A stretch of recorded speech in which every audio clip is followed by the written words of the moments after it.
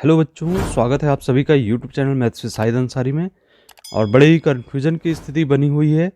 कुछ बच्चे बिल्कुल ये तलाश कर रहे होंगे कि कहीं से प्रश्न पत्र उनको उपलब्ध हो जाए, लेकिन ऐसा कुछ भी नहीं होने वाला। आप बहुत बड़ी भ्रम की स्थिति में हैं। आप किसी भी यूट्यूब चैनल के भरोसे ना रहें, क्योंकि आप यदि मेहनत नहीं करते हैं तो ये समझिए कि आपकी नैया डूबने वाली है। तो आप बिल्कुल भ्रम की स्थिति में न रहें, अपनी तैयारी रखें। और तैयारी करने के लिए हम यहाँ पे आपको सुझाव दे रहे हैं कि इस प्रकार के प्रश्न आप परीक्षा की दृष्टि से पढ़ सकते हैं, इनको अभ्यास कर सकते हैं, ताकि आप अच्छे अंकों से उत्तीर्ण हो जाएं। चलिए शुरू करते हैं अध्याय 1 से। यहाँ पे संख्या पद्धति के बारे में, जिसमें हम देख रहे हैं प्रश्न दिया गया है। यहाँ पे कुछ सत्य और असत्य कथन दिए गए हैं, इनका अभ्यास आप जरूर कर लें, क्योंकि ये परीक्षा की दृष्टि से बहुत ही महत्वपूर्ण है। इसी प्रकार से प्रश्नावली के अंतर्गत यहाँ पे आपको कुछ प्रश्न दिखाई दे रहे हैं, जैसे कि यहाँ पे सत्य और असत्य कारण सहित बताना है। ये इन प्रश्नों का जरूर अभ्यास करें, ये परीक्षा में पूछे जा सकते हैं। इसके साथ साथ आप इन प्रश्नों को भी जरूर पढ़ के जाएं। जैसे कि यहाँ पे सेकंड क्वेश्चन दिया गया है, 3 और 4 के बीच में 6 परिमेय संख्याएं ज्ञात कीजिए, और 3/5 और 4/5 के बीच में कोई 5 परिमेय संख्याएं ज्ञात कीजिए। एग्जाम्पल नंबर 13, इसमें आपको इनको जोड़ना है, इन पदों को, और यहाँ पे एग्जाम्पल नंबर 14 में इन पदों को आपस में गुणा करना है। तो इस प्रकार के प्रश्नों का भी अभ्यास करेंगे आप।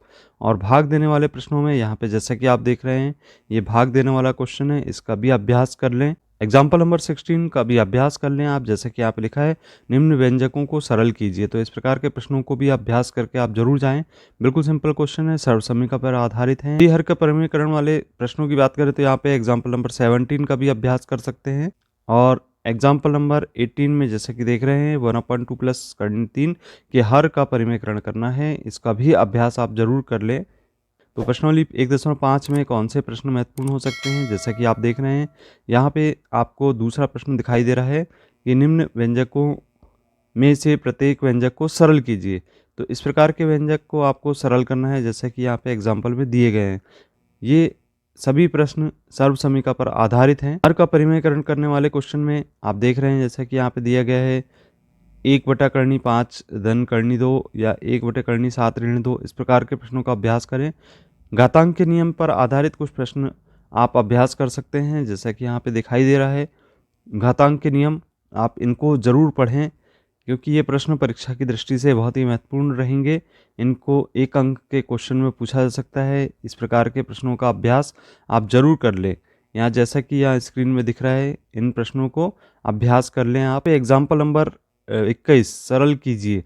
ये प्रश्न आप देख लें, परीक्षा की दृष्टि से बहुत ही महत्वपूर्ण है। ये प्रश्न आप अभ्यास कर लें, 2 अंक के पूछे जा सकते हैं। इसी के साथ साथ प्रश्नावली 1.6 में आप जैसा कि देख रहे हैं, ज्ञात कीजिए, पहला प्रश्न है यहाँ पे, इसका जरूर अभ्यास कर लें। ये इन प्रश्नों का अभ्यास कर लें। 32 की घात 1/5 और 125 की घात 1/3। इसी प्रकार से यहाँ पे प्रश्नावली 1.6 के अंतर्गत प्रश्न क्रमांक 2, जैसा कि देख रहे हैं स्क्रीन पर, यहाँ 32 की घात 2/5 इस क्वेश्चन का अभ्यास करें, या 125 की घात ऋण 1/3 इस प्रकार के प्रश्नों का अभ्यास करें। इसी प्रकार से देख रहे हैं हम यहाँ पे कि प्रश्न क्रमांक 3, सरल कीजिए, इसमें घातांक के नियम का उपयोग किया जाना है। को जरूर अभ्यास करके आप परीक्षा हॉल में पहुंचे। तो ये थे हमारे अध्याय 1 से संबंधित प्रश्न, जो कि आपको अर्धवार्षिक परीक्षा में पूछे जा सकते हैं। इसी प्रकार के प्रश्नों का अभ्यास हम करेंगे। अगले वीडियो में हम देखेंगे अध्याय 2, और इसमें जो महत्वपूर्ण प्रश्न पूछे जाने हैं उनका अभ्यास करेंगे। आपको वीडियो पसंद आता तो आप चैनल को लाइक कीजिए, शेयर कीजिए अपने मित्रों को, और अभी तक चैनल को सब्सक्राइब नहीं किया तो सब्सक्राइब कीजिए। मिलते हैं इसी प्रकार के कंटेंट को देखने के लिए। धन्यवाद।